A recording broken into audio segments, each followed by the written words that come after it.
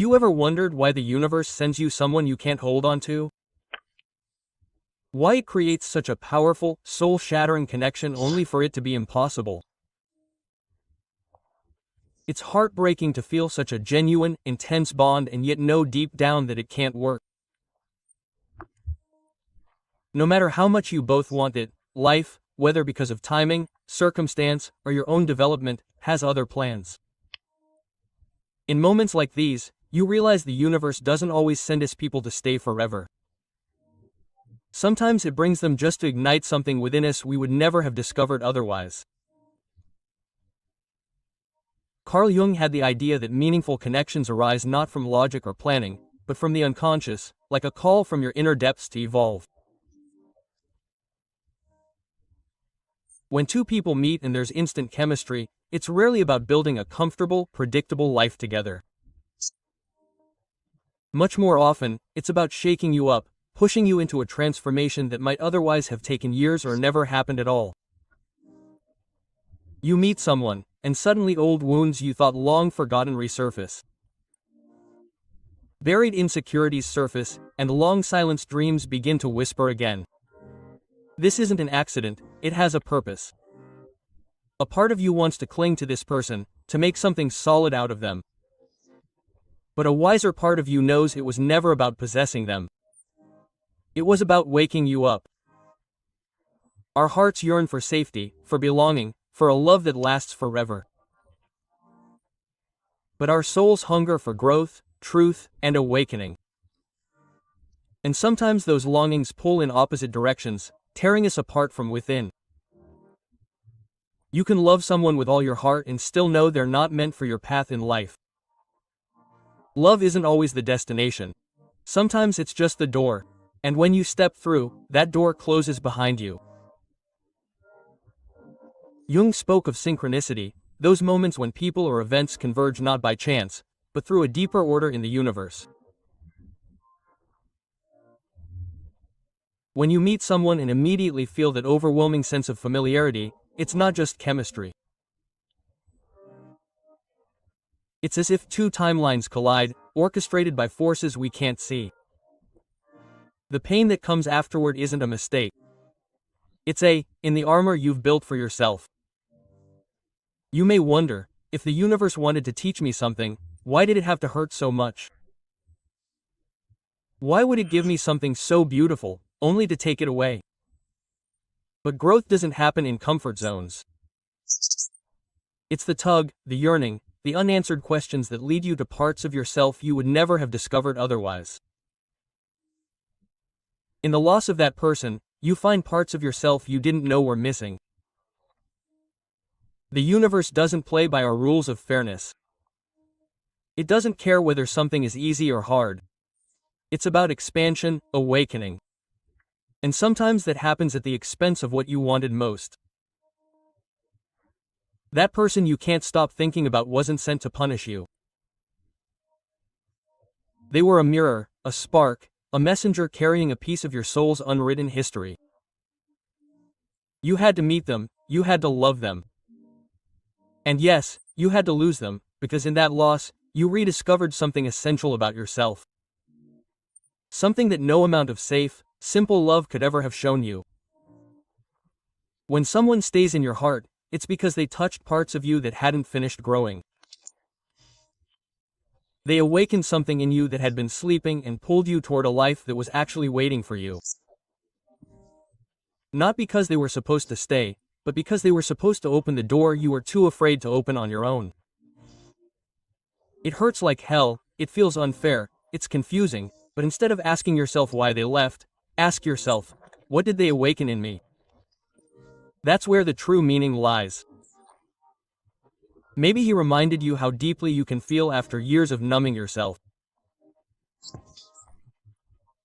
Maybe he showed you what patterns you need to break, self-doubt, fear, or the ways you've betrayed yourself.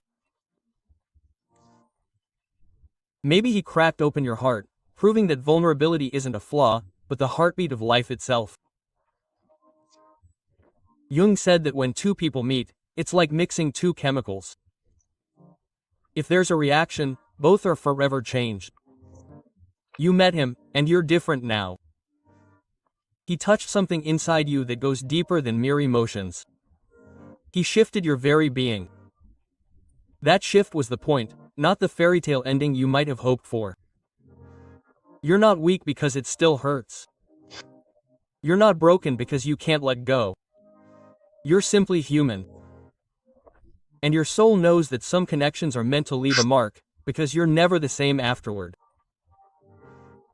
Maybe he was never meant to be yours. Maybe it was there for you to find yourself. It's tempting to believe that a connection that feels so real should work, that love should be enough, that mutual feelings should result in a life together.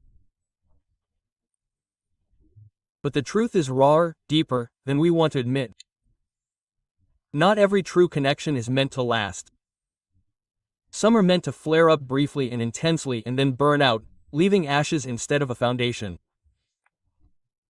The universe doesn't send us certain people to stay, but to ignite something sacred and painful within us. They awaken our repressed desires, our deepest fears, or the healing we've postponed. They enter our lives like a spark on dry wood, and afterward, nothing is the same. You feel the burning and think you've lost something precious. In doing so, you may have been freed from something that held you back without you noticing. Jung believed we must confront the unconscious, the parts of ourselves that we hide, ignore, or aren't yet ready to accept. Love, especially the kind that feels fated but impossible, forces us to look closely. You recognize your neediness, your fear of abandonment, your idealized dreams, your old wounds, and you can no longer look away.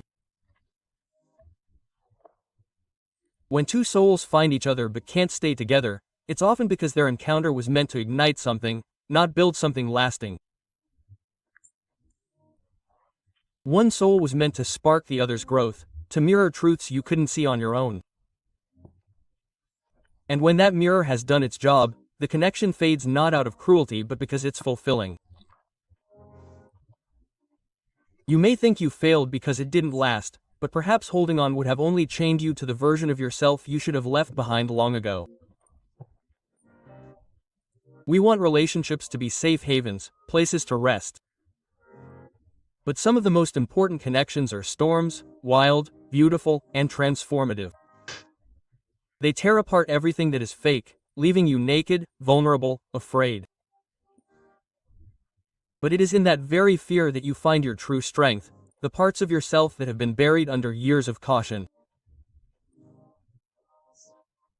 Jung wrote that loneliness comes not from being alone, but from not being able to express what means most to you.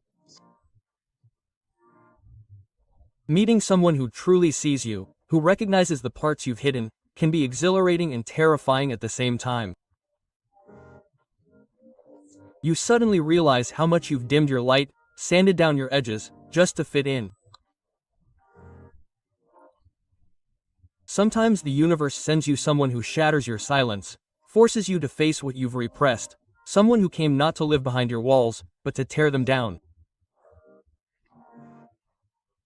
You don't lose a soul connection by losing the person. You lose them when you ignore what they were meant to show you. If you cling to anger, regret, or guilt, you remain trapped in pain. But if you lean into it, if you allow it to show you where you've been sleeping, where you've been afraid, then you grow. The universe doesn't send you people by chance. It sends you lessons, awakenings, mirrors. Some connections come with love and constancy, others bring heartbreak and loss. But they all stem from the same source, the part of the universe that wants you to become your true self. You may meet someone who feels like home, only to realize you have to build that home within yourself first. You may love someone deeply only to learn that sometimes real love means letting go. Not because the love wasn't real, but because holding on would have prevented you from becoming the person you were meant to be. Pain isn't always punishment. Sometimes it's the crack through which the light shines. That person you couldn't have, the one you can't forget, may have been the key to a door you didn't know was locked. It's not fair. It's not easy, it's not what you wanted, but it's meaningful. In Jung's eyes, meaning is what the soul craves most. When you feel the pain of missing them, remember, you're not just missing them, you're also missing the version of yourself you were with them. You mourn the innocence, the hope, the dream. But what you gained, the new awareness, the deeper understanding, the heart broken open, that's something no one can take away. You may never fully forget them. Some people leave marks too deep to fade. But you can transform what they sparked in you. You can carry the lessons, the love, the pain with you, not as a burden, but as wings. They weren't sent to complete you. They were sent to open you up, to nudge you in your true direction, to remind you that the deepest connections aren't about possession, but about growth. The universe doesn't give you what you want. It gives you what you need. Sometimes the soul you needed most is the very one you couldn't keep. We think pain means something went wrong, that a connection that didn't last was a mistake. But the soul doesn't see it that way. Jung knew life isn't about constant comfort. It's about becoming your truest self, a process he called individuation. This path is messy, raw, full of moments that break you open so you can rebuild on a stronger foundation. The person you can't forget wasn't a detour. They were a sacred shock. They didn't ruin your life. They nudged you into the life that was actually waiting for you, even if that meant shattering your old dreams. You didn't love the wrong person. You just loved them at an ill-timed time in your own growth. Or maybe they weren't ready to love themselves and therefore couldn't meet you eye to eye. That's not failure. It's a rite of passage. The universe sometimes sends the wrong person at the right time, not to stay, but to wake you up, to jolt you out of comfort, to burn away illusions you didn't know were holding you back.